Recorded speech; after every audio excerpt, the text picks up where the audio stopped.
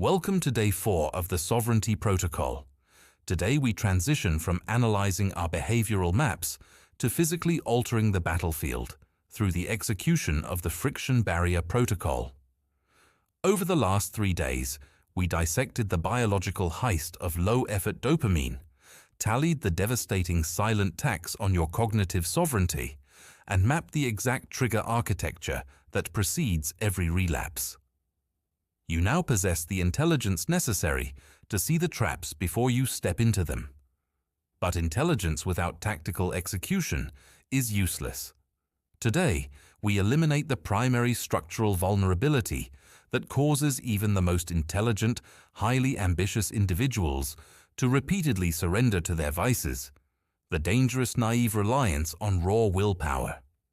If there is a single core delusion that keeps millions of people chained to destructive compulsions, it is the belief that breaking an addiction is simply a matter of wanting it badly enough. We live in a culture that glorifies white-knuckle discipline, encouraging people to stare down their worst habits through sheer mental force. But when you examine human neurobiology with cold objectivity, you realize that relying on willpower to resist a deeply ingrained addiction is an operational tragedy. Willpower is governed primarily by the prefrontal cortex, the evolved part of your brain responsible for executive decision-making, long-term planning, and impulse control. However, the prefrontal cortex operates on a strictly limited metabolic budget. Every single time you make a business decision, regulate your emotions in a meeting, resist a minor distraction, or push through physical fatigue, you draw down on that finite reserve. By 6 o'clock in the evening, after a full day of high-stakes problem-solving and cognitive output, your willpower battery is thoroughly depleted.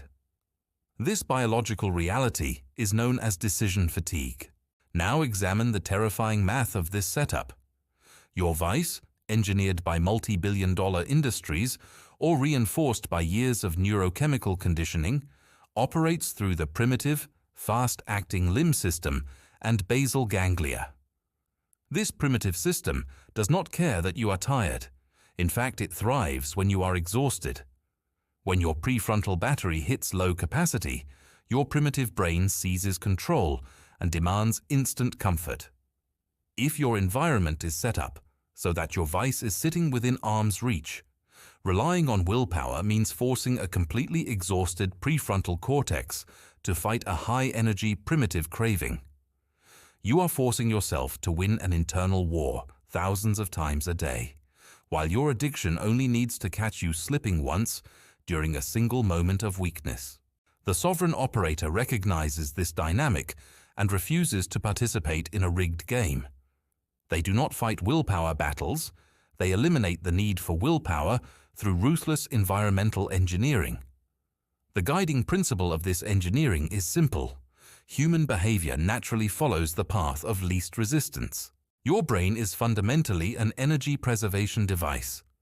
It is hardwired by millions of years of evolution to select the option that delivers the highest perceived reward for the lowest metabolic cost.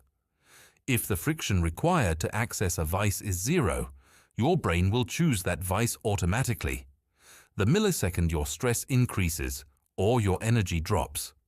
If checking a mindless feed takes a half-second thumb swipe, if taking a drag of a vape requires only reaching into your pocket, or if opening an adult website takes a single click, the action becomes hypnotic and automated. It bypasses conscious thought entirely. To break this automated loop, you must deploy the law of strategic obstruction. You must systematically build extreme physical, temporal, digital, and social friction barriers directly in front of every destructive habit, while simultaneously stripping away all friction from your high-leverage daily imperatives. Friction is measured in time, physical distance, and cognitive effort. The goal of the Friction Barrier Protocol is to introduce so many steps between the initial trigger and the execution of the vice that the automated, unconscious spell is forcefully broken.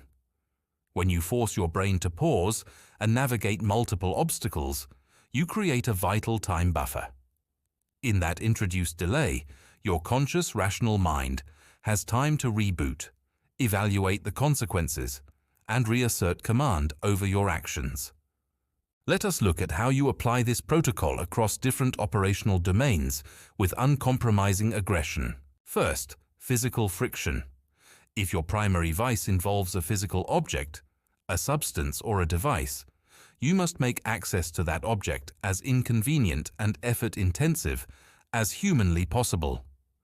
If your smartphone is draining your morning focus, keeping it on your nightstand with the promise that you won't touch it is an amateur mistake. You must physically remove it from your immediate airspace. Place it in a timed lockbox, lock it in the trunk of your car, or charge it in a completely different room across your living space. If you want to indulge, you should be forced to stand up, walk through doors, and physically fight through an obstacle course just to touch it. That physical movement alone is often enough to break the trance and allow your discipline to override the urge. Second, digital friction. In our hyper-connected reality, digital vices are designed to be friction-free. You must reverse engineer their interfaces. Delete every social media, gaming or entertainment app from your primary mobile devices. If you must use them for business, restrict their access strictly to a desktop browser. Set up complex, 25-character passwords. Log out after every single session and turn off autofill. Enable aggressive content blockers, install site timers, and enforce grayscale mode on your screens to strip away the hyper-stimulating visual rewards. When accessing a vice requires typing a massive password, checking a two-factor authentication code, and waiting through a 3-minute lockout timer, the immediate dopamine appeal evaporates. Third, temporal and procedural friction. You must create strict procedural rules that delay gratification. Implement a mandatory 30-minute rule. When an intense craving strikes, tell yourself that you are allowed to indulge, but only after you have waited 30 minutes and completed a non-negotiable, high-friction task first, such as 50 push-ups, a 15-minute cold shower, or drafting 3 pages of strategic work.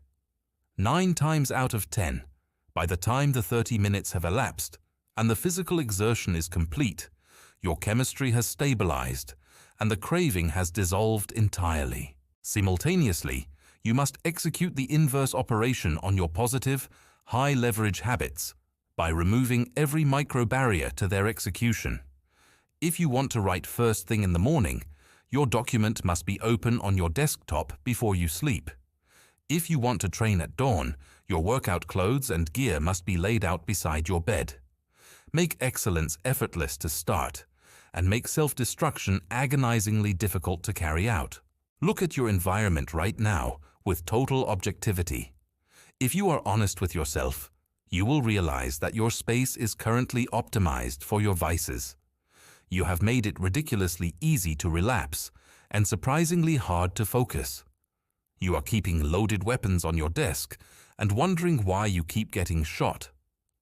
Today, on day 4 of the Sovereignty Protocol, you disarm the trap.